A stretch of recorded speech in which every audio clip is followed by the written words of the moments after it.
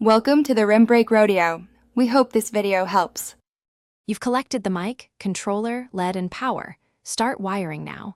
First, mount the electret microphone close to the sound source so it senses clearly. Then, wire the mic through a 1 microfarad coupling capacitor into a simple amplifier or into the Arduino analog input with a mid-rail bias. This prevents clipping and lets the ADC read AC peaks. Once done, power the controller with the correct 5V or 12V supply, and verify the mic produces a variable voltage when you clap or speak. Now you'll turn that raw audio into usable control. First, either build an envelope detector circuit or sample the analog input with the Arduino ADC at about 5 to 10 milliseconds per read. This captures amplitude without heavy CPU load.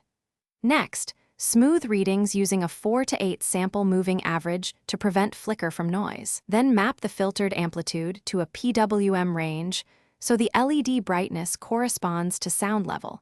And drive the LED strip with a logic-level MOSFET. Finish by calibrating sensitivity so normal sound yields the desired brightness.